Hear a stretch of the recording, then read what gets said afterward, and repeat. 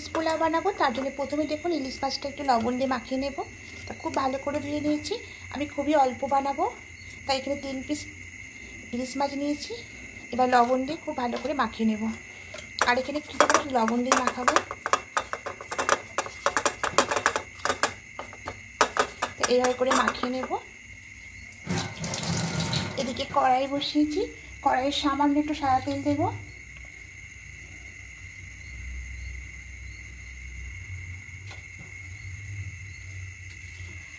আর এদিকে গোবিন্দভোগ চাল খুব ভালো করে ধুয়ে জল ঝরিয়ে রেখে দিয়েছি, মানে জল ঝরিয়ে শুকনো করে ঠিক এরকম ঝরঝরে শুকনো হবে, এরকম করেই শুকনো করে নিতে হবে। ভালো করে ধুয়ে নিয়ে ওটাকে জলটা ঝরিয়ে আর এভাবে শুকনো করে নিতে হবে। তাই এখানে 350 গ্রাম চাল আছে। এবার কড়াইয়ের মধ্যে কিছুটা কিশমিশ দেবো, দিয়ে হালকা করে একটু ভেজে নেব। খুব বেশি ভেজে দরকার নেই, হালকা করে নাড়াচাড়া করে নেব। হয়ে গেছে, এবার এই সবটা তুলে নেব। তুলে নিয়েছি, এখানে আরও কিছুটা তেল দেবো।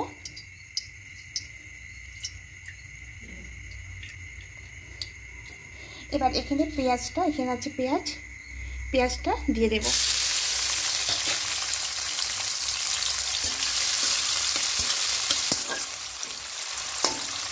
পেঁয়াজটা দিয়ে লাল করে ভেজে বেরেস্তা করে নেব। দেখুন পেঁয়াজটা লাল করে ভাজে দিয়েছি, এবার এটা তুলে নেব। ব্যাস, কিছুটা তুললাম, এইটুকু থাক। এবার একটু তেল দেবো সামান্য।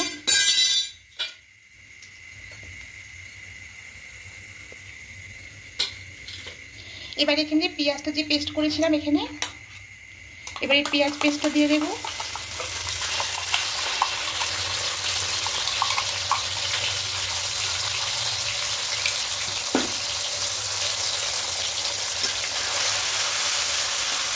এবার পেঁয়াজ পেস্টটা দিয়ে খুব ভালো করে একটু কষিয়ে নেবো। লবণটাও অ্যাড করে নেব। পরিমাণ মতো লবণটা দিয়ে দেবো, পরে আমি আর দেবো না।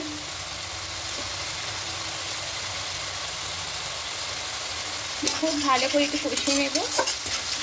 পেঁয়াজের কাঁচা গন্ধটা চলে যাওয়া পর্যন্ত একটু কষিয়ে নেব। খুব বেশি লাল করার দরকার নেই, হালকা একটু কষিয়ে নিতে হবে। হালকা করে গরম করে নিয়েছি, আগে থেকেই ফোটানো ছিল, তাই একটু হালকা করে গরম করে নিয়েছি।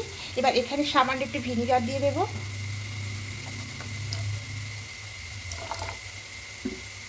ভিনিগার দিয়ে খুব ভালো করে আস্তে করে মিশিয়ে নেব।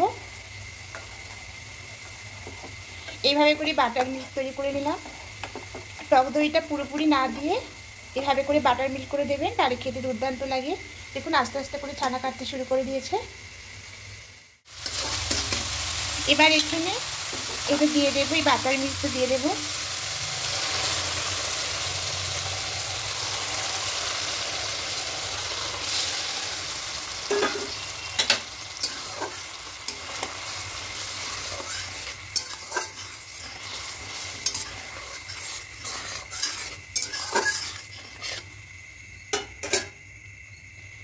এবার এখানে মাছগুলো দিয়ে দেব।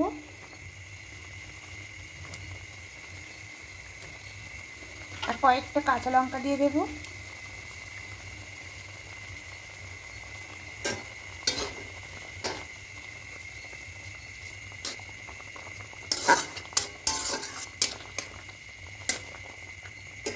এবার ঢাকা দিয়ে কিছুক্ষণ রাখবো। খুলে নেব। এবার মাটির ওপাশটা উল্টে নেব।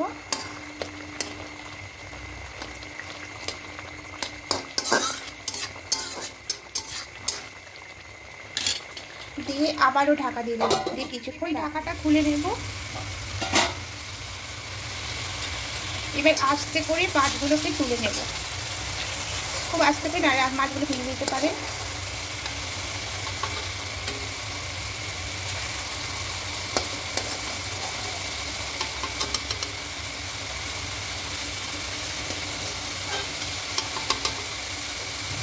সব মাছগুলো তুলে নিয়েছি। এবার এই গ্রেভিটাকে একটুখানি শুকিয়ে নেব। এটা অনেকটা শুকনো এসেছে। এবার এর মধ্যে চালটা দিয়ে দেব। এটা গোবিন্দভোগ চাল। অনেকে বাসমতি রাইস দিয়েও করে, বা গোবিন্দভোগ দিয়ে চালটা দিয়ে করলেই পোলাওটা খুব ভালো হয়। এবার খুব ভালো করে পোলাওয়ের সঙ্গে এই চালের সঙ্গে মশলাটাকে মাখিয়ে নেব। নিয়ে মিনিট 2-3 একটু ভেজে নেব। যতক্ষণ না ঝরঝরে হবে ততক্ষণ এভাবে ভাজতে হবে। দেখো অনেকটা লেগে আছে, এটা পুরো একদম ঝরঝরে হবে। তা অনেকবার দেখুন নাড়তে হবে, দিয়ে চালটাকে একদম ভাজা ভাজা করে নিতে হবে, তবে ভাতটা খুব ঝরঝরে হবে। ঝরঝরে করে ভেজে দিচ্ছি, একটু আর ভাজবো না, তাহলে লাল হয়ে যাবে। এবার এখানে জলটা দিয়ে দেবো, একটু গরম জল দিচ্ছি।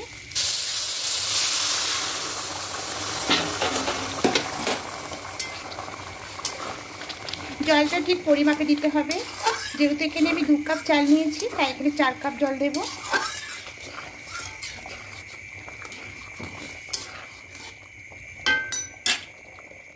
দিয়ে দিয়েছি, এবার এখানে কয়েকটা কাঁচা লঙ্কা দিয়ে দেবো, আর সামান্য পরিমাণ একটু চিনি দেবো।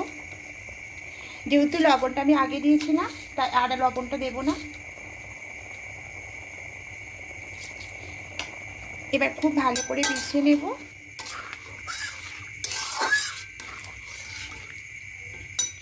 এবার মিডিয়াম ফ্লেমে ঢাকা দিয়ে কিছুক্ষণ রাখবো, যতক্ষণ পর্যন্ত জলটা একটু শুকিয়ে না যায়। নেব, একটু জলটা অনেকটা শুকিয়ে এসেছে।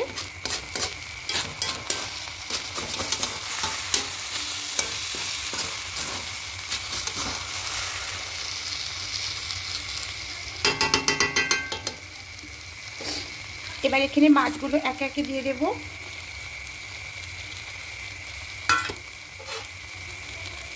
আমি যেহেতু কম করছি তাই 3 পিস মাছ দিয়ে করছি। এবার মাছটা দেব,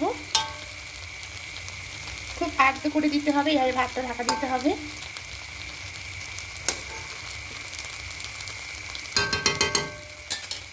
এবার এখানে কিশমিশটা দিয়ে দেব।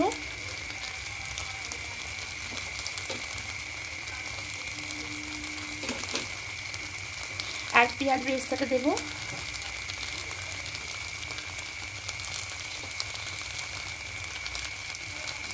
সবগুলো দেওয়া হয়ে গেছে। এবার ঢাকা দিয়ে মিডিয়াম ফ্লেমে আরও কিছুক্ষণ রেখে দেব, খুলে নেব। এবার দেখে নেব, হ্যাঁ দেখুন একদম ভাতটা হয়ে গেছে। যেহেতু মাছ আছে বেশি ভাজবো না।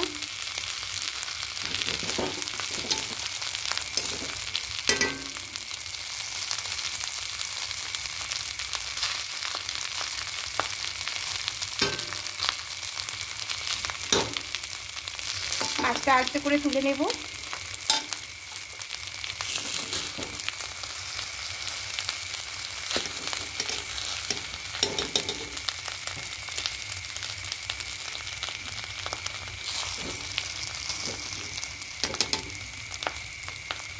এবার খুব ভালো করে এটাকে মিশিয়ে নেব।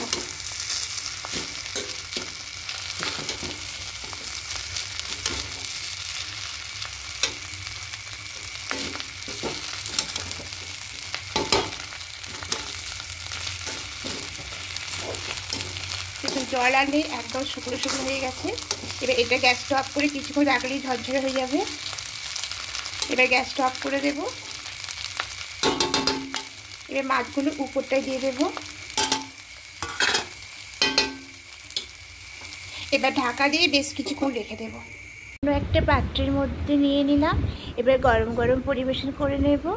আর ইলিশ পোলাওটা দুর্দান্ত খেতে হয়েছে বন্ধুরা, অবশ্যই একবার বানিয়ে দেখবেন, আশা করি আপনাদের খেতে ভালোই লাগবে। আর যদি ভালো লেগে থাকে অবশ্যই কমেন্টে জানাবেন। আর যারা নতুন বন্ধুরা দেখছেন তাদের কাছে অনুরোধ রইল সাবস্ক্রাইব করে আমার পাশে থাকার জন্য। আমি আরও কোনো নতুন রেসিপি নিয়ে চলে আসব। আজকের মতো টাটা।